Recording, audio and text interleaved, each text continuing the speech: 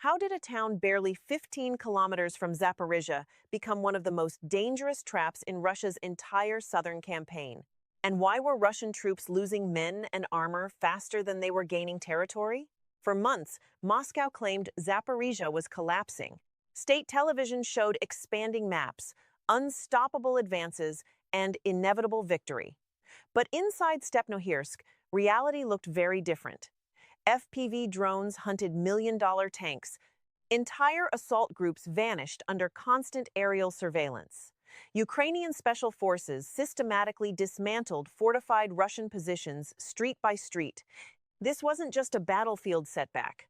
It was the moment propaganda collided with reality, and reality refused to retreat. Stepnohirsk was never important because of its size. Before the war, it was simply another industrial settlement in the Zaporizhzhia region, quiet apartment blocks, damaged factories, long roads stretching through open southern terrain. But in modern warfare, geography becomes psychology. By late 2025, Russian officials had transformed Stepnohirsk into something much larger than a town. It became a symbol inside Moscow's broader narrative that Zaporizhzhia was slowly collapsing. General Mikhail Teplinsky reportedly informed Vladimir Putin that Russian forces were only 15 kilometers from Zaporizhzhia city. Russian state television amplified maps showing expanding control across the south. Officials repeatedly emphasized that Moscow already controlled most of Zaporizhzhia province, including Europe's largest nuclear power plant. The message was carefully designed. Russia needed momentum. Not necessarily real momentum on the battlefield, but perceived momentum, to pressure Ukrainian morale, to influence international negotiations, to convince Russian society that victory remained inevitable, and to demonstrate that Ukraine's southern defenses were steadily weakening.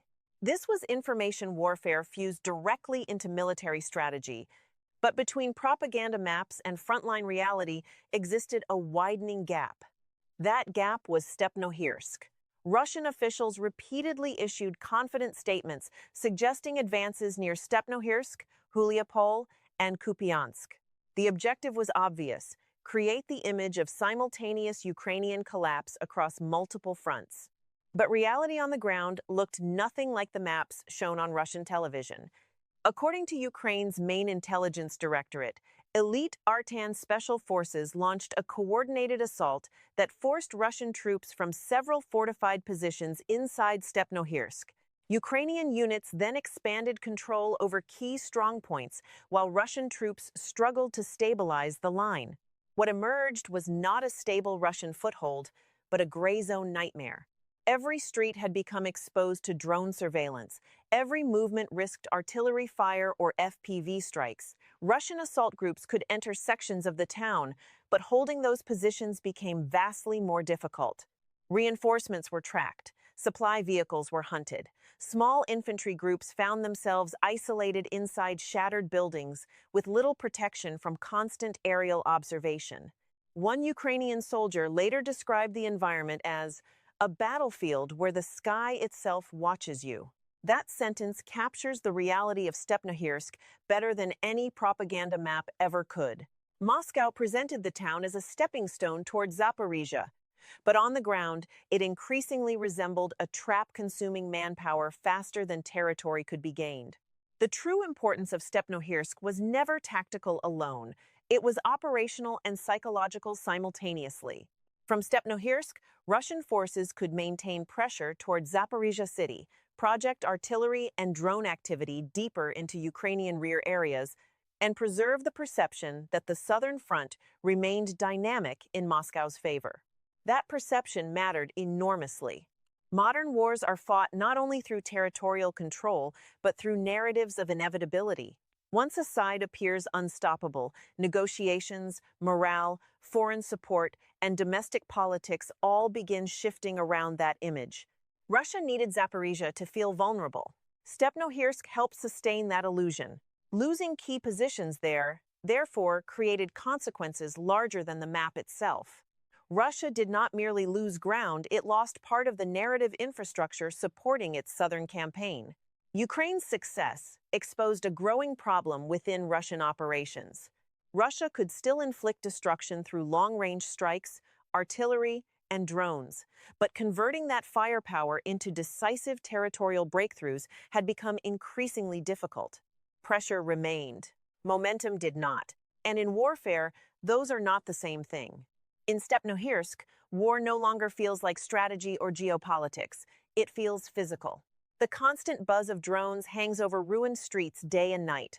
Soldiers move through broken concrete, one room at a time, often communicating with hand signals because radio transmissions can attract detection. A single open window can become a death sentence. Civilians who remain live underground for days at a time.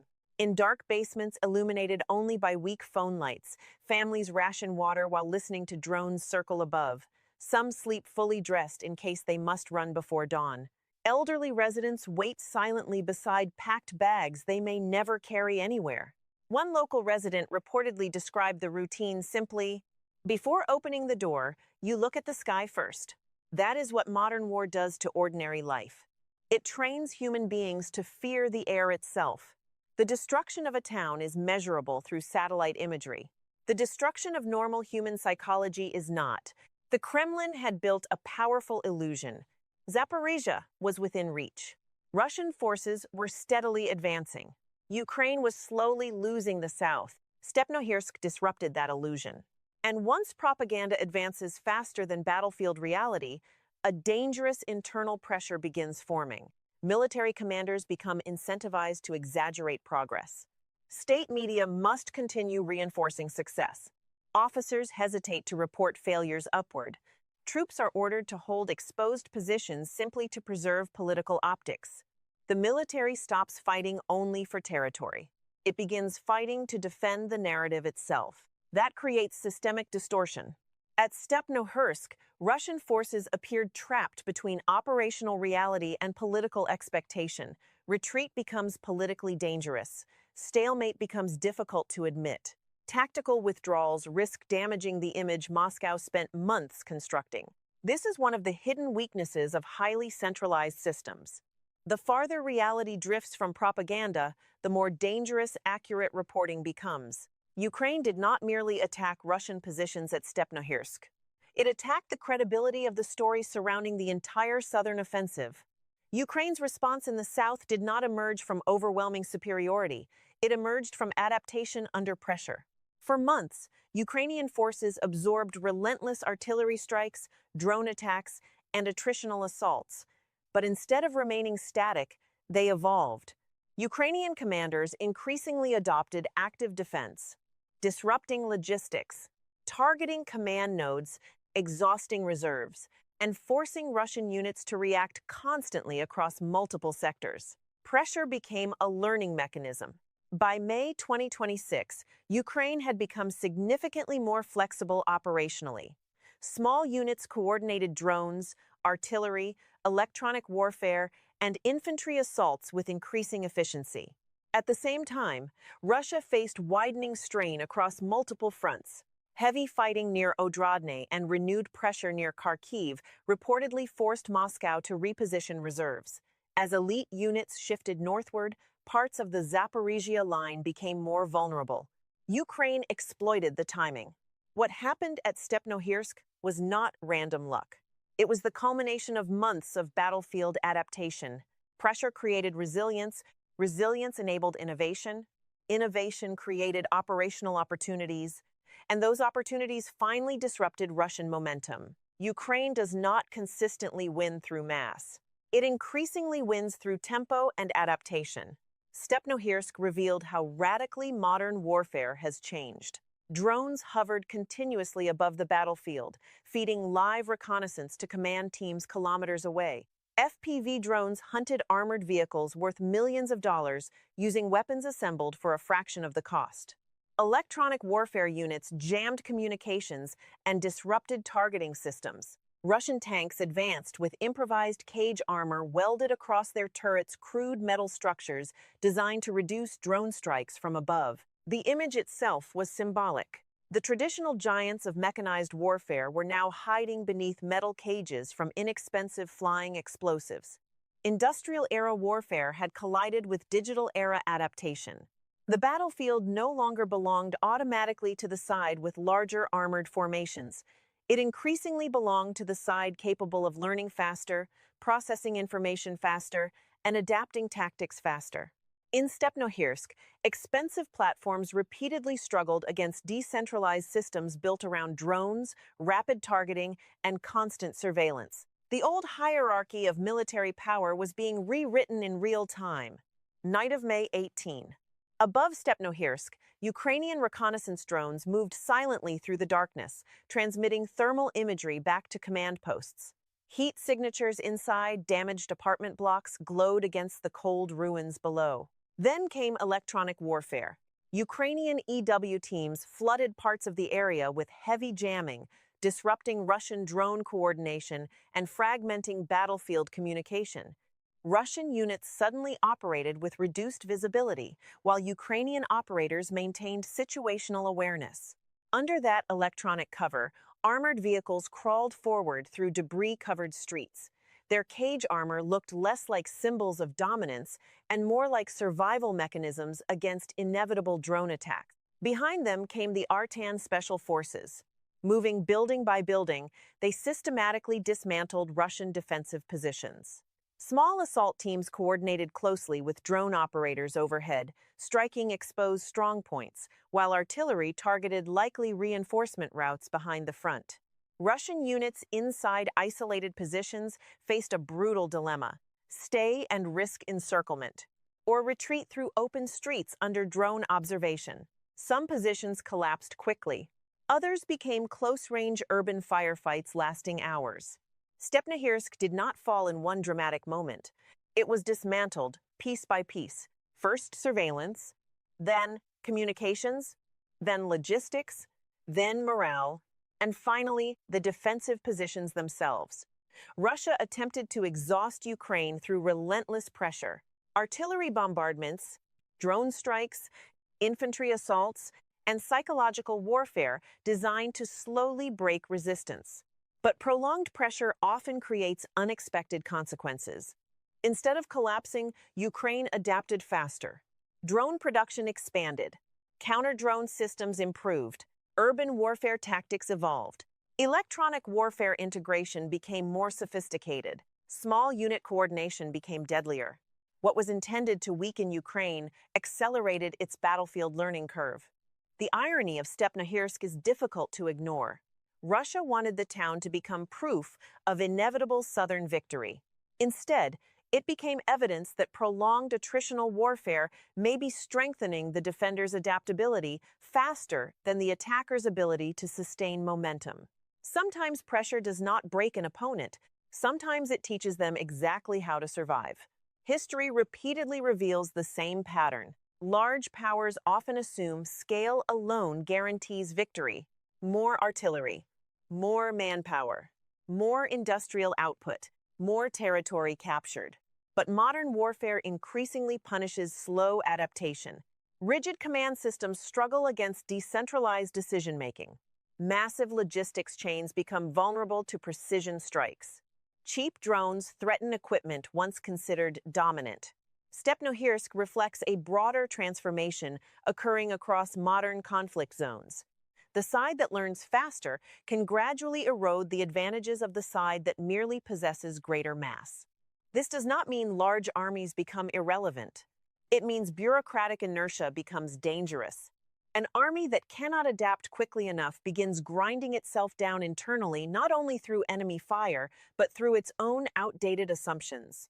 Stepnohirsk exposed several contradictions inside Russia's war model. First, scale became vulnerability.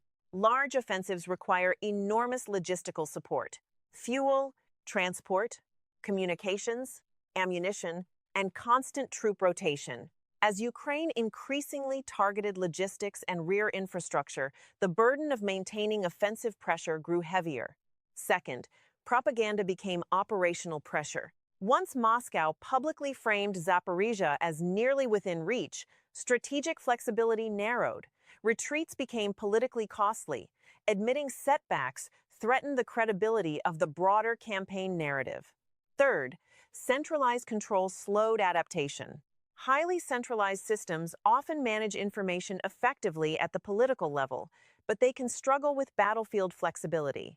Delays in accurate reporting, fear of contradicting official narratives, and rigid command expectations create friction precisely where rapid adaptation matters most. At Stepnohirsk, Russia was not defeated by one single Ukrainian assault. It was weakened by the accumulated contradictions inside its own system. The consequences extend beyond one town. Without stable control around Stepnohirsk, sustaining long-term pressure toward Zaporizhzhia city becomes more difficult. Moscow may increasingly prioritize other sectors, especially Donetsk, where Russian leadership still hopes to achieve politically meaningful gains.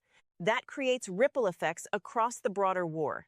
One disrupted frontline can force reserve reallocations, operational delays, changes to offensive timelines, negotiation adjustments, and political recalculations inside the Kremlin itself. Stepnohirsk alone will not determine the outcome of the war. But small battles can alter the rhythm of larger campaigns, and sometimes rhythm matters more than territory. Stepnohirsk did not emerge in isolation. It reflected deeper strain already visible across Russian operations during early 2026. Russian offensives continued, but battlefield gains increasingly slowed relative to losses. Attritional assaults consumed manpower, while elite formations suffered gradual degradation. Communications disruptions, drone saturation, and logistical pressure compounded operational difficulties. Meanwhile, Ukrainian forces became increasingly effective at integrating drones, intelligence, artillery, and rapid response assaults into a cohesive battlefield system. The significance of Stepnohirsk lies partly in visibility. It transformed hidden systemic problems into something impossible to ignore. The battle did not create Russia's weaknesses. It revealed them. War changes more than borders. It changes the nervous system of entire societies. In places like Stepnohirsk, soldiers learn to exist under permanent surveillance. Every sound matters. Every vibration might signal a drone overhead. Sleep becomes shallow. Silence becomes suspicious. Civilians adapt too. Children learn the difference between outgoing and incoming artillery by sound alone. Families organize daily life around bombardment patterns. Some people stop reacting emotionally altogether, not because fear disappears, but because constant fear becomes exhausting. This is one of war's cruelest transformations. Human beings gradually normalize the abnormal in order to survive it. Ukraine did not adapt because war glorifies resilience. Ukraine adapted because adaptation became the minimum requirement for continued existence. Even tactical success carries tragedy inside urban warfare. Every shattered building in Stepnohirsk was once part of ordinary civilian life. Apartment blocks turned into firing positions were once homes. Streets now covered in debris were once places where children walked to school.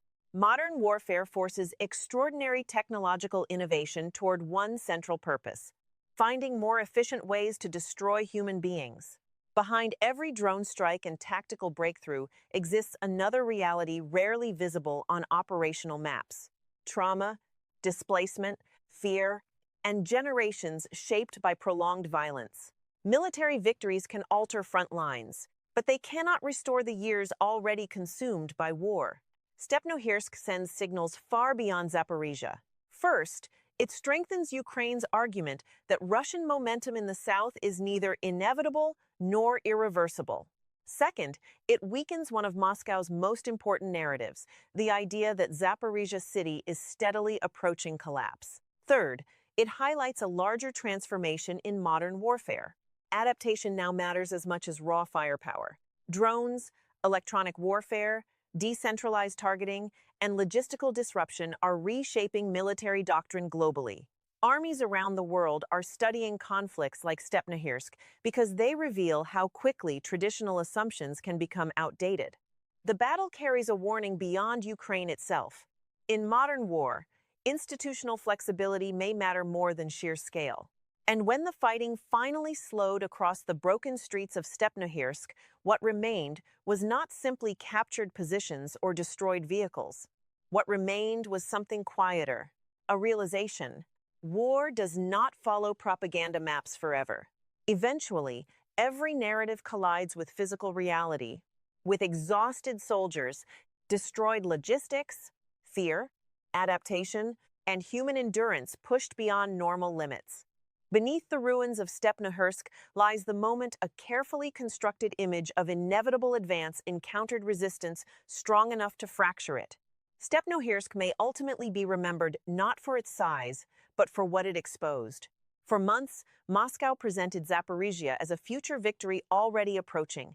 Stepnohirsk was meant to serve as proof that the southern offensive remained alive and irreversible. Instead, Ukraine transformed it into a battlefield that exposed the growing gap between political narrative and operational reality. Through adaptation, coordinated drone warfare, electronic disruption, and relentless pressure on logistics and morale, Ukrainian forces disrupted one of Russia's most important symbolic advances in the south. Russia lost more than positions. It lost momentum. It lost narrative credibility. And it revealed deeper structural weaknesses inside its own campaign.